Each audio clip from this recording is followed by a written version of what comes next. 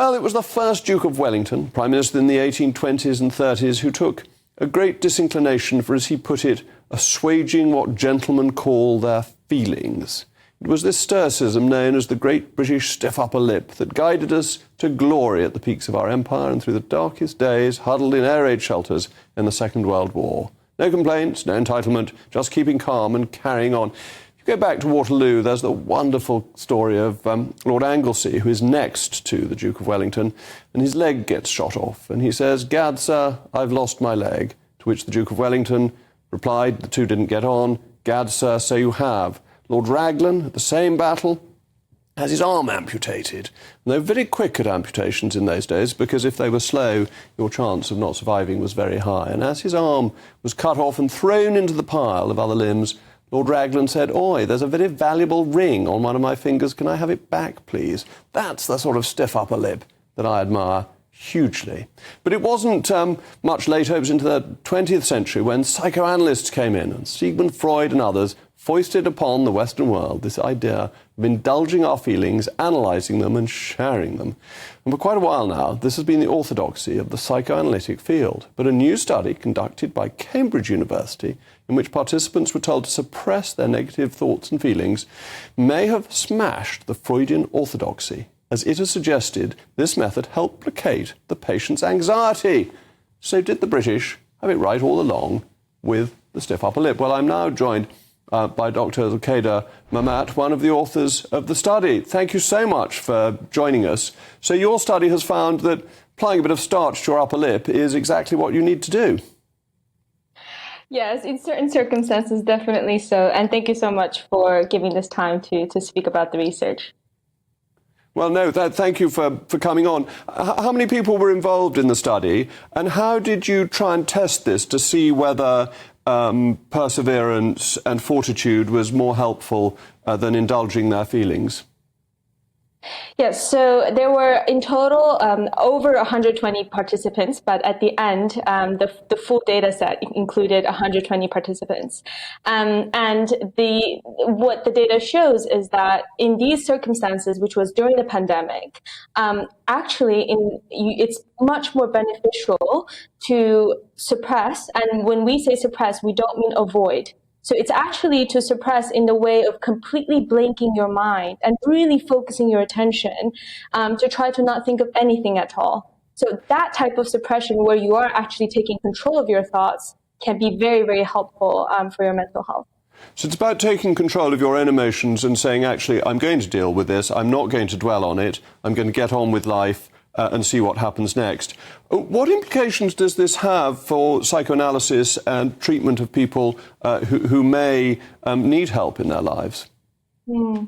So we definitely would hope for this to be an alternative, to be offered as an alternative and or even a complementary therapeutic approach. We don't mean to necessarily completely say, that the current methodology is absolutely wrong, definitely not. But for those who are not taking any benefit or is resisting to treatment of, talk therapy or other forms of therapy, then perhaps this is, an ability that you can harness within yourself. And if you learned how to do this, you can employ it at any point in your life. And so just like any cognitive skill, you can train it.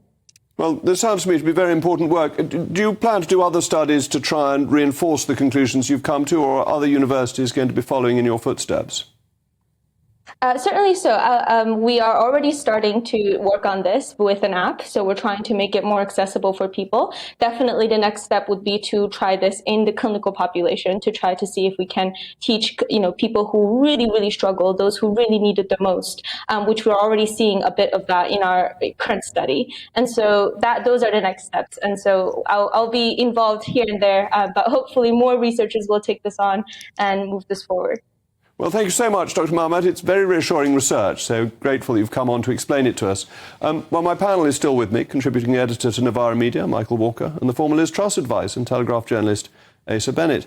Asa, this is wonderful, isn't it, for people who believe in the traditional virtues of the British. Splendid. It's a vindication for the best of British. And we know this since the classical philosophers, the Stoics, like Marcus Aurelius and Seneca. They often talk about the idea that you effectively just need to worry about what you can control. And don't worry about everything else, because your fate will take its course and you can just be more sanguine as a result and, not have to, as it were, wallow in your feelings. Of course, I should add as a disclaimer, for some people, talking does help, and these sort of therapies are very much have their place.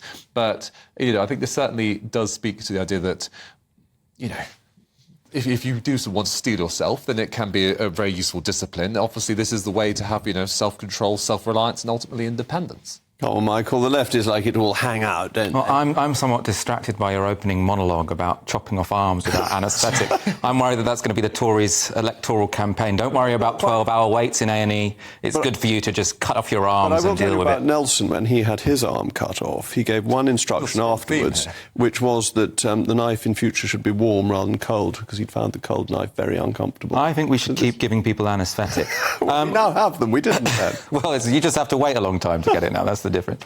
I suppose on this, the expert speaking there, it doesn't sound like they're saying, just stiff upper lip, get on with it. It sounds a bit more like cognitive behavioural therapy. So I think when you go into therapy, there are sort of two streams that are often complementary to each other. One is talking therapy, where you talk about what might be the roots of your distress. Where is this coming from? And the other is cognitive behavioural therapy, where we say, what strategies can you use to try and ignore the worst things and sort of emphasise the good things? And it seems more... I'm not that sure what the sort of innovation is here. But isn't that something that then we can all do? And that therefore, instead of feeling, if people are a little bit gloomy about the gills, that they need to go off and talk to somebody, they can say, well, actually, I'm just going to cheer up and crack on. Well, I think probably an ability to do both would probably be the best. It's also difficult to know. I know some people who, really don't want to do therapy, for example, and so do suppress a lot of stuff, and that can have very negative consequences. But it's a complete change, isn't it? We've been reading for years that people should express their feelings more, that men should cry more, all this sort of stuff. It's awful guff, isn't it? I don't think that's guff. I think that's actually one way to live a richer life. I suppose you can look at this. Should we feel... And a lot of this is about, should you welcome someone being open or should you condemn them? And should you feel shame for being vulnerable? I think if we're going back to a period where people felt shame for being vulnerable, that would be a mistake. The ability to be able to ignore the bad, fantastic, but it's an ability, not a demand we should make of people. I don't want to condemn anybody. They can behave as they wish within reason. But I think saying to people, actually, just getting on with things will give you more control over your life is self-evidently true and sensible. Well, if people followed that, you wouldn't have spectacles like the Jeremy Kyle show, where people effectively were sort of airing their dirty laundry, relitigating for the public arena and for entertainment all sorts of issues. They would instead be wanting to resolve things in private, be more sort of discreet. That sounds like a bit of a sort of a bit catty granted of me, but my point is more that there is, and you're right to touch on this, then an aspect of modern society where people then are encouraged just to sort of say anything on their mind. All feelings are valid, all opinions, must be heard, sort of thing. And yet, the end result is, you can often sort of drag yourself into the mire somewhat. Sort of the misery memoirs and all the rest of it. It's so that in some ways, yes, CBT, I completely agree that these are all interesting means to ultimately the end of trying to then pull yourself up, get yourself, driving forwards to happier days. And there's the risk that it becomes self-indulgent if you're just talking about yourself the whole time. And that's why you need to get away from the self-indulgence to a sort of strong approach to taking charge. Potentially. I suppose my concern here is that this is sort of reinforcing people who want to be more dismissive of people who want to discuss their emotions and the struggles they might have. And I think probably one of the more positive developments that we've had in recent decades is that, especially for men, it is now more acceptable and more accepted for people to say, oh, I'm struggling in this way. But has that done them any good? Isn't that the point, that this actually harmed them and made their lives more difficult? And we've had quite a rise, I think, in male suicide.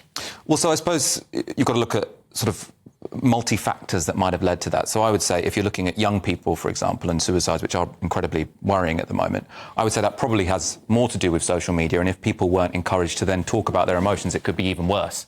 So I would say there are probably other external or separate factors in society that are leading to people to have worse mental health. And thank God people now feel a bit more comfortable talking about it. Mason?